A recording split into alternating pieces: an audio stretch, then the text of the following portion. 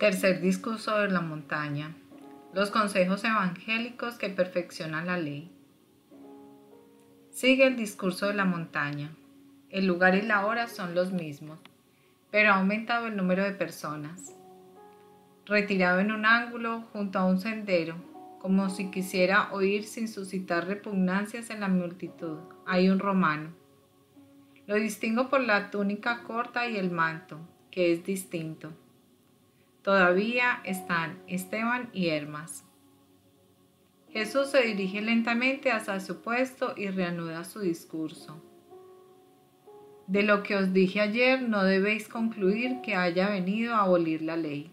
No, lo único que pretendía era, puesto que soy el hombre y comprendo las debilidades del hombre, animaros a seguir la ley, para lo cual orientaba vuestra mirada espiritual hacia el abismo luminoso, en vez de hacia el abismo negro. Porque si el miedo a un castigo puede contener 3 veces de 10, la certeza de un premio impulsa de 10, 7 veces. Por tanto, consigue más la confianza que el miedo, y quiero que la tengáis en plenitud, una confianza segura, para poder hacer no 7 partes de bien por cada 10, sino 10 y conquistar el premio santísimo del cielo. No modifico ni siquiera una iota de la ley. ¿Quién la dio entre los rayos del Sinaí? El Altísimo. ¿Quién es el Altísimo? El Dios uno y trino. ¿De dónde la ha tomado? De su pensamiento. ¿Cómo la ha dado? Con su palabra.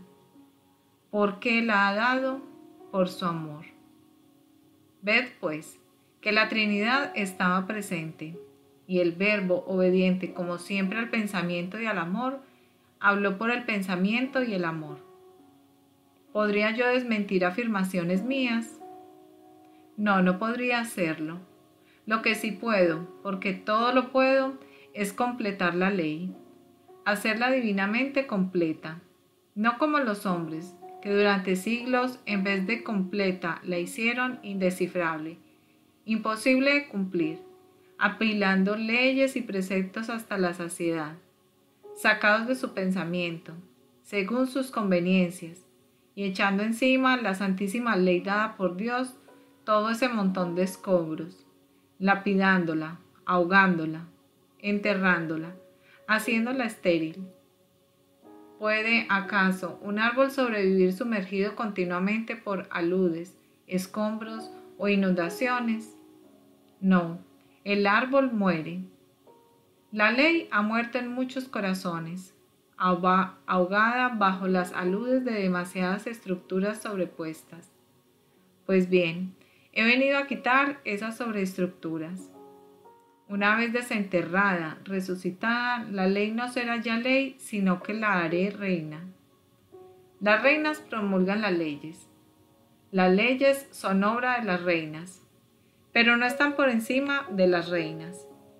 Pues bien, hago que la ley, la soberana, la completo, la corono, la ciño a su cabeza con la guirnalda de los consejos evangélicos. Antes era el orden, ahora es más que el orden. Antes era lo necesario, ahora es más que lo necesario. Ahora es la perfección.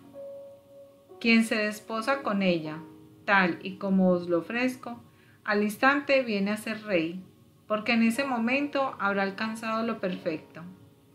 Porque no solo ha sido obediente, sino que ha sido un héroe, o sea, santo, siendo la santidad la suma de las virtudes llevadas al más alto vértice que una criatura puede alcanzar, heroicamente amadas y servidas con completo desapego de todo lo que ha sido apetencia o reflexión humana hacia cualquier cosa.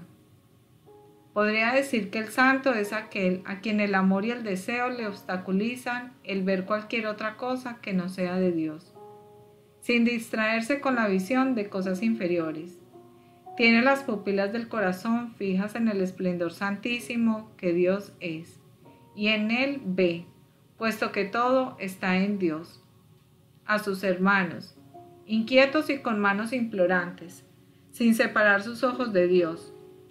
El santo se prodiga en favor de sus hermanos suplicantes. Contra la carne, las riquezas y las comodidades. Enarbola su ideal, servir. ¿Es un ser pobre o con taras del santo? No. Ha llegado a la posesión de la sabiduría y riquezas verdaderas. Por tanto, a la posesión de todo. Y no siente cansancio, porque si bien es cierto que produce continuamente, también lo que es continuamente está siendo alimentado. En efecto, cierto es que comprende el dolor del mundo, mas cierto es también que se apacienta la alegría del cielo. De Dios se nutre, en Dios se alegra. Es la criatura que ha comprendido el sentido de la vida. Como podéis ver, ni el cambio ni mutilo la ley, ni la corrompo con la superposición de fermentadores teorías humanas. Antes, al contrario, la completo. La ley es lo que es, y tal seguirá siendo hasta el último día, y no cambiará ni una palabra, ni se abolirá ningún precepto. Antes, al contrario, se ciñe la corona de lo perfecto. Para obtener la salud, basta aceptarla como fue dada, pero para obtener la inmediata unidad con Dios, es necesario vivirla como yo la aconsejo. Ahora bien, dado que los héroes son la excepción, voy a hablar para las almas comunes, para la generalidad de las almas. Así no se podrá decir que en aras de lo perfecto algo que se olvide lo necesario. De cuanto digo, tened bien presente esto. Quien se permita violar uno de estos mandamientos, incluso mínimo, será considerado mínimo en el reino de los cielos. Quien induzca a otros a violarlos será mínimo por él y por aquel a quien indujo a la violación. Por el contrario, quien con la vida y las obras, más aún que con la palabra, haya persuadido a otros a obedecer, será grande en el reino de los cielos, y su grandeza aumentará en razón de cada uno de los que haya sido conducidos por él a obedecer y a santificarse así. Sé que a muchos lo que voy a decirles sabrá agrio, pero no puedo mentir, a pesar de que esto que voy a decir me va a creer enemigos. En verdad os digo que, si vuestra justicia no se renueva, separándose completamente de la pobre justicia, definida injustamente tal, que os han enseñado los escribas y fariseos, que, si no sois mucho más justos, verdaderamente que los escribas y fariseos, que creen serlo a fuerza de aumentar las fórmulas, pero sin cambiar sustancialmente los espíritus, no entraréis en el reino de los cielos. Guardaos de los falsos profetas y de los doctores que enseñan el error. Vienen a vosotros con apariencia de corderos, siendo en realidad lobos rapaces. Vienen con apariencia de santidad, cuando en realidad vienen hiriendo a Dios. Dicen que aman la verdad y se apacientan de embustes. Estudiadlos antes de seguirlos. El hombre tiene lengua para hablar, ojos para mirar, manos para señalar, pero tiene otra cosa que manifiesta de forma más fiel su verdadero ser, sus actos. ¿Qué sentido le veis a dos manos unidas en actitud de oración si luego ese hombre es un ladrón o un fornicario? Y a dos ojos que, queriendo parecer profundos, se mueven ágiles en todas las direcciones, cuando, terminada la hora de la comedia, saben clavarse lujuriosos en la mujer u homicidas en el enemigo. ¿Qué sentido le veis a una lengua que sabe musitar con falsedad la canción laudatoria y seducir con sus frases melosas, si luego a vuestras espaldas os calumnia y es capaz de perjurar con tal de haceros pasar por gente despreciable? ¿Qué es la lengua que pronuncia largas oraciones hipócritas, si luego sin demora mata la estima del prójimo o seduce su buena fe? Es una cosa asquerosa, como asquerosos son los ojos y manos engañadores. Sin embargo, los actos del hombre, los verdaderos actos, es decir, el modo de comportarse en la familia, en los tratos comerciales o para con el prójimo y los sirvientes manifiestan esto: este es un siervo del Señor. Porque las acciones santas son fruto de una verdadera religión. Un árbol bueno no da frutos malos. Un árbol malo no da frutos buenos. ¿Podrán acaso daros uva sabrosa estos repugnantes espinos? ¿Y aquellos cardos, más mortificadores aún, pueden, acaso, maduraros blandos higos?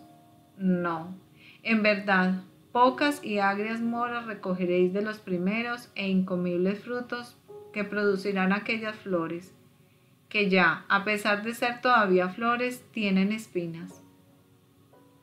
Un hombre no justo podrá infundir respeto con su aspecto, pero solo con su aspecto. De la misma forma, ese esponjoso cardo parece un copo de delgados hilos argentinos decorados de diamantes por el rocío. Pero, si los tocáis sin daros cuenta, veis que no es un copo sino un conjunto de espinas, penosas para el hombre, perjudiciales para las ovejas, por lo cual los pastores lo arrancan de sus pastos y lo echan al fuego, encendido por la noche, para que se consuma y ni siquiera las semillas se salven. Justa y previsora medida. No os digo, matad a los falsos profetas y a los fieles hipócritas, sino que os digo, dejad este menester a Dios. Pero sí que os digo, poned atención, apartaos de ellos para que sus humores no os intoxiquen. Ayer expliqué cómo se debe amar a Dios. Ahora voy a insistir acerca de cómo se debe amar al prójimo. Se dijo: amarás a tu amigo y odiarás a tu enemigo. No, eso no. Esto era bueno para los tiempos en que el hombre no gozaba del consuelo de la sonrisa de Dios. Ahora llegan los tiempos nuevos, los tiempos en que Dios tanto ama al hombre que le envía a su verbo para redimirlo. Ahora el verbo habla, y esto es ya efusión de gracia. Después el verbo consumará el sacrificio de paz y de redención, con que la gracia no solo será esparcida, sino que será otorgada a todo espíritu que crea en el Cristo. Por tanto, es necesario elevar el amor del prójimo a la perfección que unifica amigo y enemigo. Os calumnian, amad y perdonad. Os maltratan, amad y ofreced la otra mejilla a quien os da una bofetada, pensando que es mejor que la ira se descargue sobre vosotros que les sabéis soportar, que no sobre otro, que se vengaría de la afrenta. Os roban, no penséis, este semejante mío es un avariento. Pensad más bien, caritativamente, este pobre hermano mío se siente necesitado. Dadle, entonces también la túnica si ya os ha quitado el manto. Así lo pondréis en la imposibilidad de comer un doble hurto, porque no tendrá necesidad de robarle a otro la túnica. Decís: pero podría ser un vicio y una necesidad. Pues bien, aún así, dadlo. Dios os recompensará y el inicuo pagará. De todas formas, muchas veces, y esto recuerda que dije ayer sobre la mansedumbre, viéndose tratado así, cae del corazón del pecador su vicio, repara el hurto devolviendo lo que había robado, y así se redime. Sed generosos con quienes, más honrados, en vez de sustraeros aquello de que tienen necesidad, os lo piden. Si los ricos fueran realmente pobres de espíritu, como he enseñado ayer, no existiría las penosas desigualdades sociales que son causa de tantas desventuras humanas y suprahumanas. Pensad siempre, si yo me encontrase en la necesidad, ¿qué efecto me causaría que me negaran ayuda? Sobre la base de lo que vuestro os yo responda, actuad. Haced con los demás lo que quisieras que con vosotros hicierais. No hagáis a los demás lo que no quisieras que os hicieran a vosotros. La antigua palabra, ojo por ojo, diente por diente, que no están los 10 mandamientos, sino que fue pronunciada porque el hombre, sin la gracia, es una fiera tan feroz que no puede comprender sino la venganza. Queda anulada. Esta sí, por la nueva palabra. Ama a quien te odia, pide por él que te persigue, disculpa a quien te calumnia, bendice a quien te maldice, haz el bien a quien te perjudica, sé pacífico con el pendenciero, condescendiente con el molesto, ayuda de buena gana a quien recurre a ti, no practique la usura, no critiques, no juzgues. Vosotros no conocéis los datos principales de las acciones de los hombres. En cualquier tipo de ayuda que prestéis, sed generosos, misericordiosos. Cuanto más deis, más se os dará. Dios verterá en el seno de quien haya sido generoso una medida colmada y compacta. No os dará solo lo equivalente a cuanto hayáis dado, sino que sobreabundará. Proponeos amar y haceros amar. Los litigios cuestan más que un arreglo amigable. La amabilidad es como la miel. Su sabor permanece largo tiempo en la lengua.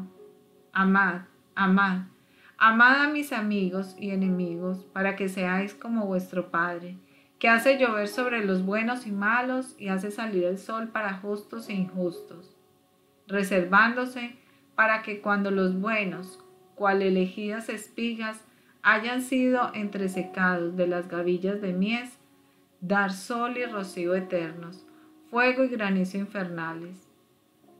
No basta amar a quien os ama, amar a aquellos de quienes esperáis compensación. Esto no puede considerarse meritorio. En efecto, es incluso motivo de alegría. Los hombres naturalmente honrados lo saben hacer y lo hacen también los publicanos y gentiles. Mas vosotros debéis amar a semejanza de Dios y por respeto a Dios, que es el creador también de vuestros enemigos, o de quienes os pocos son simpáticos. Quiero en vosotros la perfección del amor. Por tanto os digo, ser perfecto como perfecto es vuestro Padre que está en los cielos.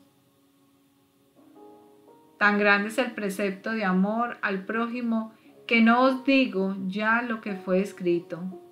No matéis.